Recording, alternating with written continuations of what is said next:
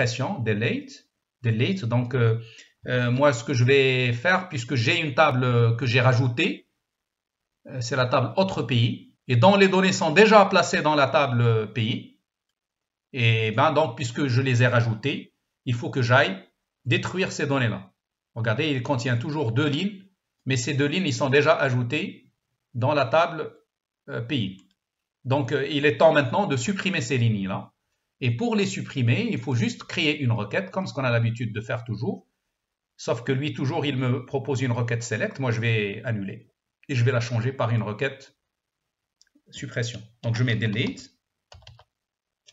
Toutes les colonnes. Bien sûr, ça avec l'étoile, on pourrait toujours critiquer Access pour lui dire pourquoi cette étoile-là. Vous avez toujours le droit de le faire. From, autre pays. Autre pays, donc autre c'est avec un S. Pays aussi. Donc, il n'y a pas de condition là. Je ne veux pas faire de condition parce que je veux supprimer tout. D'accord? Donc la phrase il s'écrit comme ça. C'est très simple. Il faut juste écrire delete from autre pays. Alors si vous voulez supprimer des données, uniquement quelques données seulement, vous mettez alors une clause where. Mais il faut d'abord définir la condition qui définit quelles sont ces lignes que vous voulez supprimer. Alors moi je veux supprimer tout, donc pas de where, et je vais l'exécuter. Alors avant d'exécuter, vous pouvez visualiser qu'est-ce qui allait se supprimer, qu'est-ce qu'il allait ou qu'est-ce qui va faire l'objet de la suppression. Ce sont ces lignes-là. Alors je reviens à ma requête et maintenant j'exécute. Attention, ça demande une confirmation, mais attention, une fois vous confirmez, les données sont perdues de façon irréversible. C'est-à-dire, imaginez, vous avez une table qui contient des milliers de données et vous exécutez une requête comme ça par inattention. C'est un peu difficile, c'est un peu catastrophique. Donc, il faut faire attention à l'usage de ces requêtes actives. Donc, vous n'exécutez, vous ne répondez par oui que si vous êtes sûr vouloir faire la suppression. Alors, je vais arrêter à ce niveau-là pour l'SQL. Donc, il nous reste une petite demi-heure. Je vais la consacrer au deuxième point. Vous vous souvenez, on a dit, on a comme objectif aujourd'hui deux objectifs. Donc, les requêtes, on les a terminées, donc c'est bon. Je vais fermer donc cette requête, juste je l'enregistre. Je l'appelle requête suppression de la table autre pays. Bien sûr, ça ne supprime pas la table, attention. La table il est toujours là. Ça supprime le contenu de la table. Et regardez, c'est une requête qui se présente au niveau de l'identité visuelle. Ça se présente par ce symbole-là. D'accord? Donc, il y a les requêtes mises à jour, c'est le plus. Requête insertion, pardon, c'est le plus, mise à jour. Et puis, pour les requêtes suppression, il y a le rouge, c'est comme si on attire votre attention. Attention, ça supprime des données. Et on a souvent besoin de nettoyer des données en éliminant ce qu'on appelle les données qui n'ont plus de portée temporelle. Les données qui sont sujettes qui doivent être soumises à la suppression, ce sont les données qui n'ont plus aucune portée temporelle.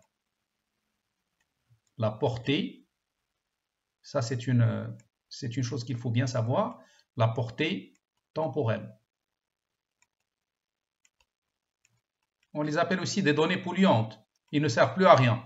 Si je fixe un peu l'axe du temps, à un moment donné, ça y est, on n'a plus besoin plus aucune raison d'exister par la suite, parce qu'on n'a aucun rôle à jouer. Donc, et à partir de ce moment-là, ça c'est la portée temporelle d'une donnée, une donnée X par exemple.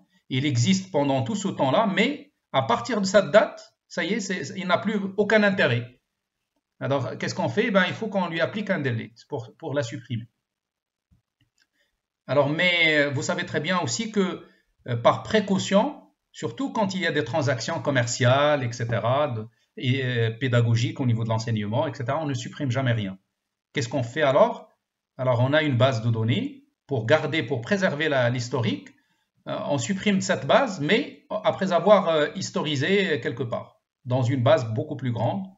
qu'on appelle un warehouse, ou bien un entrepôt de données. Un warehouse. Warehouse. Et juste pour dire que c'est pour les données, on l'appelle un data warehouse. Et il y a donc la notion d'archivage. Il faut bien comprendre ça. Ça, c'est notre base de données. D'accord? On veut supprimer une donnée, mais on n'a pas l'intention de la supprimer définitivement. On veut juste la retirer de notre base pour l'alléger, parce qu'il n'a plus aucun intérêt pour nous a priori. À présent, on voit qu'il n'a plus d'intérêt, mais il est quand même prudent de la mettre dans une base d'archivage. Comme ça, si jamais on ne sait jamais, si jamais on a besoin de cette donnée, on pourrait revenir la replacer. C'est pourquoi donc il y a le delete. Bon, j'ai fini un peu de présenter les opérations sur l'SQL. Alors maintenant, je veux aller vers une autre notion. C'est une notion qu'on va pouvoir acquérir rapidement, donc en quelques clics de souris. C'est la notion d'interface graphique. Alors, une interface graphique, comme j'ai expliqué tout à l'heure, c'est une manière de permettre une communication entre l'utilisateur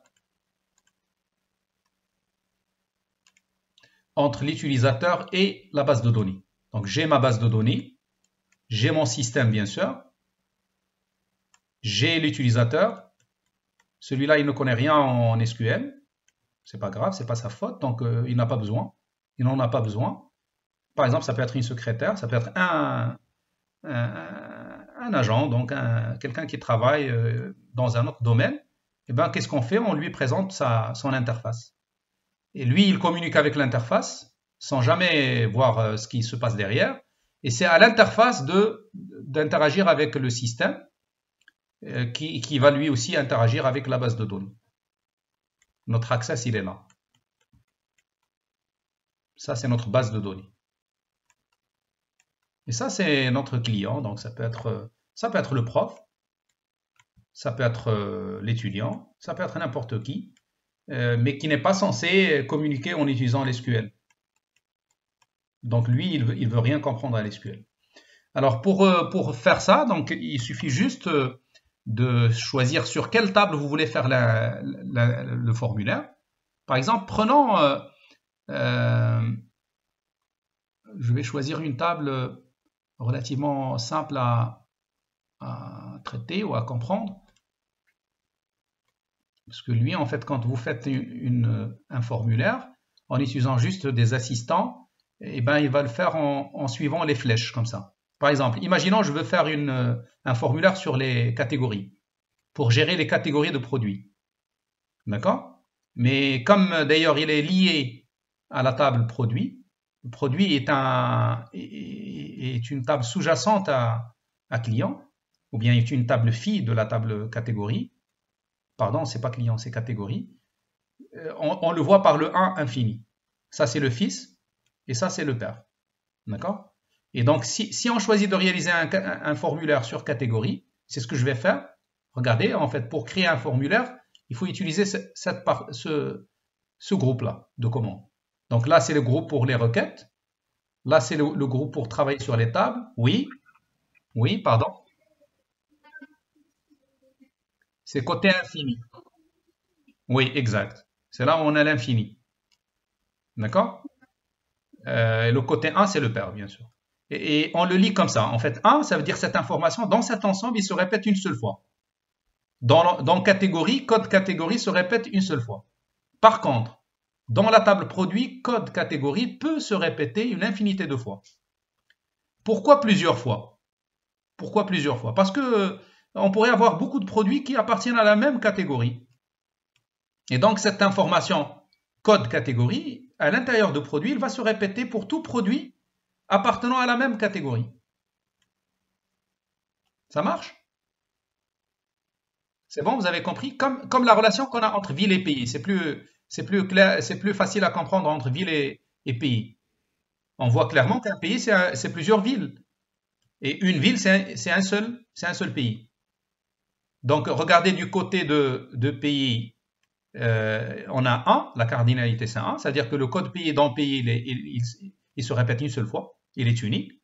Par contre, le code pays dans ville, toutes les villes marocaines, on va trouver Maroc. Le code du Maroc, MA. Donc, ça va se répéter ici. C'est pourquoi l'infini. Alors, donc, je reviens. Si vous voulez mettre un formulaire sur la table catégorie, qui va vous permettre d'interagir avec les données de la table catégorie, il suffit juste de sélectionner ici catégorie, là, de cliquer sur la table en question, et puis d'aller à ce niveau-là, là, ici, pour le premier bouton du groupe qui s'intitule formulaire, vous cliquez sur celui-là. C'est ce qu'on appelle un formulaire instantané. Vous le générez en un seul clic de souris. Je vais dire 2 clics. Le premier pour sélectionner la table et le deuxième en cliquant ici. Regardez, voici le formulaire, il me le propose tout de suite. Et ce formulaire, qu'est-ce qu'il m'a proposé? Il m'a proposé 2 parties, 2 zones. La première zone, il affiche les données de la catégorie. La deuxième zone, il affiche les produits liés à cette catégorie. Regardez, si je l'exécute, maintenant il est en train de s'exécuter. Je suis maintenant en train de simuler l'utilisateur du formulaire, ou de jouer le rôle de l'utilisateur du formulaire, en exécutant le formulaire. Remarquez, je peux passer à une autre catégorie. Au fur et à mesure que je le fais, ou que je le fasse, vous voyez bien qu'il y a l'ensemble des produits sous-jacents à cette catégorie qui apparaissent. D'accord? On ne voit pas ici tous les produits, on voit uniquement les produits de cette catégorie. Et lui, comment il a compris cela? Pourquoi il m'a proposé cette structure-là?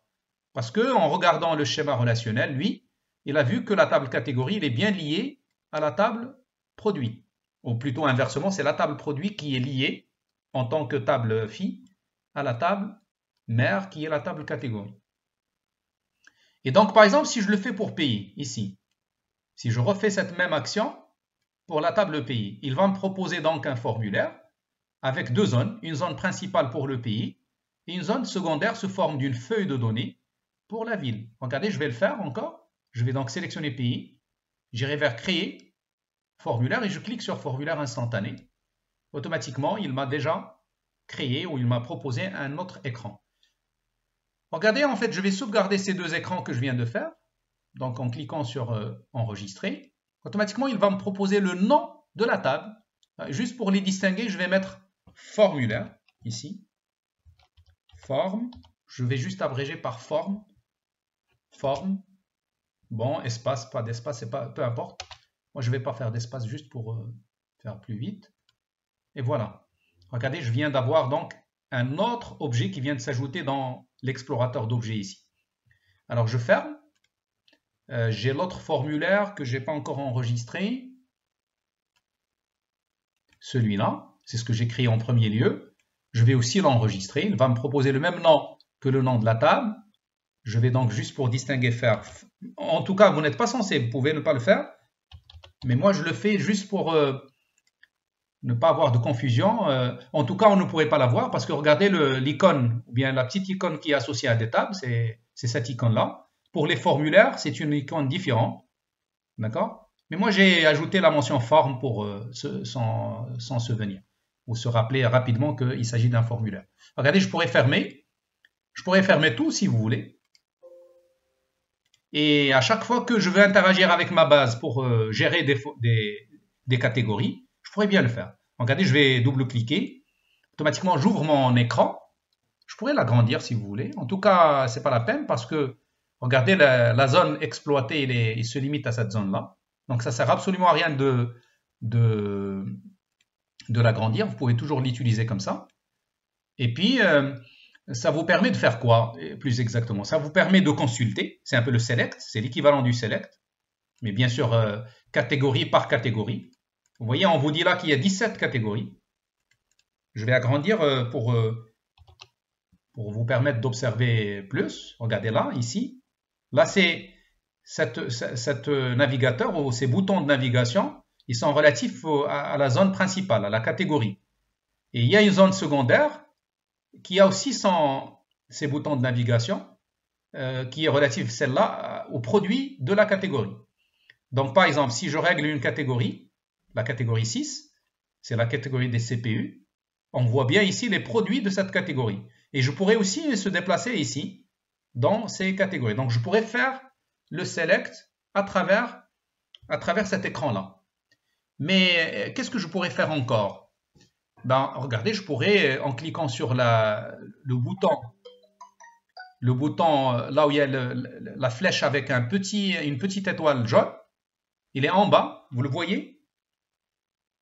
Je ne veux pas agrandir tout le temps parce que en agrandissant, des fois on ne voit pas la totalité, il est là. Ce bouton-là, qu'est-ce qu'il permet de faire? En cliquant dessus, eh ben, ça permet de faire le Insert Into. C'est-à-dire, on est maintenant en train d'ajouter une nouvelle catégorie. Donc, Insert Into Category. Il suffit juste que je saisisse les valeurs. Par exemple, je veux insérer une nouvelle catégorie. Disons, par exemple, Webcam, par exemple. Je vais dire Webcam. Je l'abrège comme ça. Ça, c'est le code. Et là, je vais dire Webcam.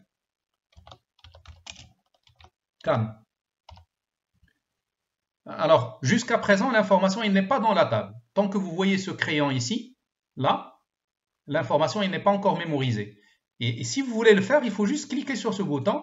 Et c'est ça donc l'insertion. Là, j'ai exécuté un Insert Into. Donc, si j'ouvre la table catégorie, je vais voir qu'effectivement, il y a une ligne de plus qui vient de se créer dans la table et qui s'appelle Webcam.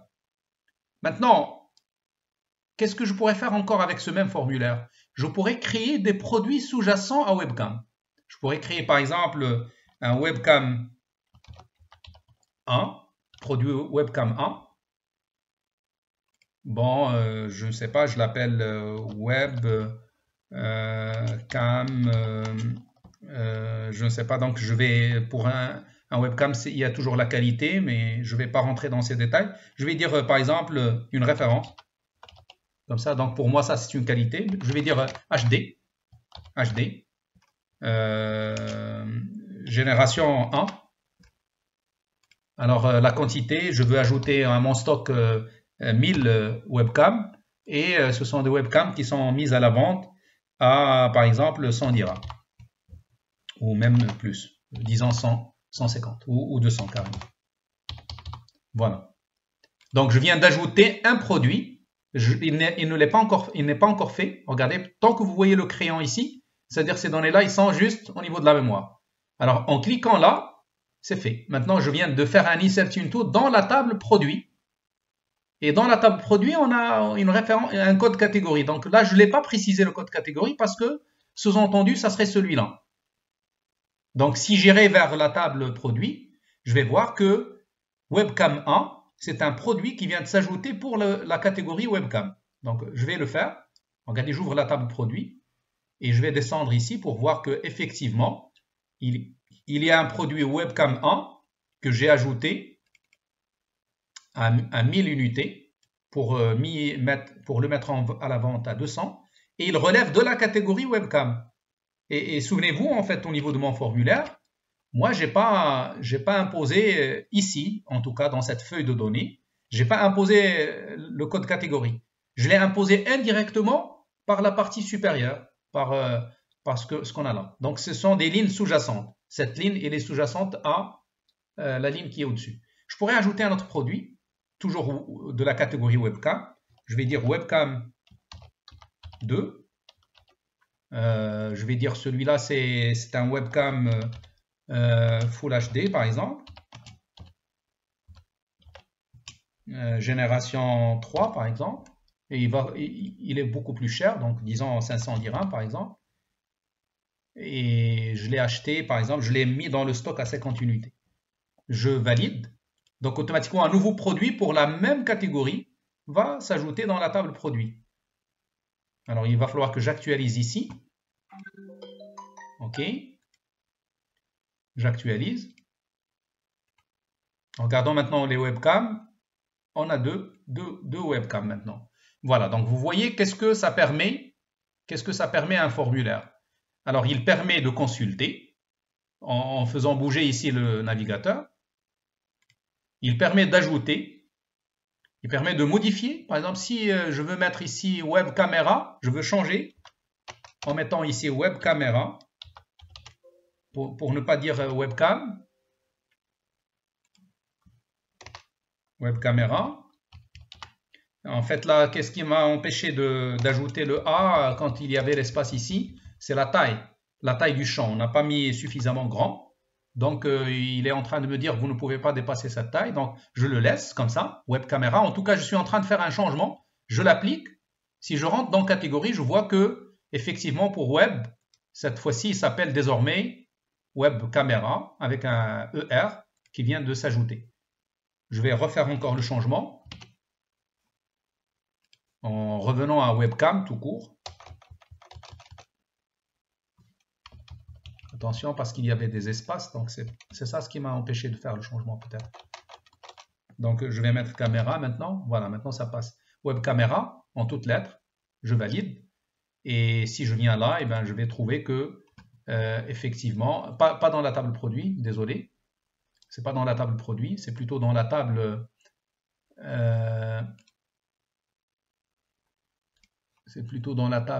catégorie. Web caméra, il s'écrit maintenant en toutes lettres. On a fait le changement. Voilà qui est fait. Donc voilà. Et est-ce que maintenant, qu'est-ce qu'il nous reste à faire comme code SQL à travers le formulaire? On a essayé les consultations, le select, on a essayé les insertions à deux niveaux, ici et là. On a essayé les changements. Qu'est-ce qui reste au niveau des commandes? Eh bien, il reste la commande de suppression. Est-ce qu'un formulaire permet de supprimer? Ben oui, d'accord. Je pourrais par exemple supprimer ce deuxième produit. Il suffit juste pour le faire, il suffit juste de sélectionner ici, à partir de, remarquez de ce bouton pour toute la ligne, il y a un petit bouton ici, grisé. Je clique dessus pour sélectionner toute la ligne et j'appuie sur la touche supprime du clavier. Bien sûr, il me demande une confirmation, ça c'est le delete. Automatiquement, ce produit n'est plus. Alors, est-ce que je peux supprimer la catégorie en entier? Oui, sauf s'il n'a pas de produit, parce que, comme on a déjà dit au niveau des bases de données, il n'y a jamais place à des orphelins, donc je ne pourrais pas permettre l'existence d'un produit sans catégorie. Et par conséquent, si vous voulez supprimer une catégorie, il faut supprimer aussi les produits sous-jacents. Alors, cela passe par les relations. Regardez, si je reviens en relation, pour examiner la nature de la relation entre catégorie et produit, regardez, en double-cliquant ici, je vois clairement que c'est une relation qui permet l'effacement en cascade. Regardez cette case, elle est cochée. Effacer en cascade, ça signifie quoi tout simplement? Que si jamais on demande de supprimer une catégorie, tous les fils de cette catégorie, ça veut dire tous les produits, vont l'être. Alors, et si un produit, parce que regardez, un produit, il a aussi des fils. Si un produit a des fils ici, eh bien, si la relation ne permet pas la suppression en cascade, le produit ne peut pas être supprimé, par conséquent, la catégorie aussi. Regardez, je vais voir. Ici, par exemple, on a bloqué l'effacement en cascade.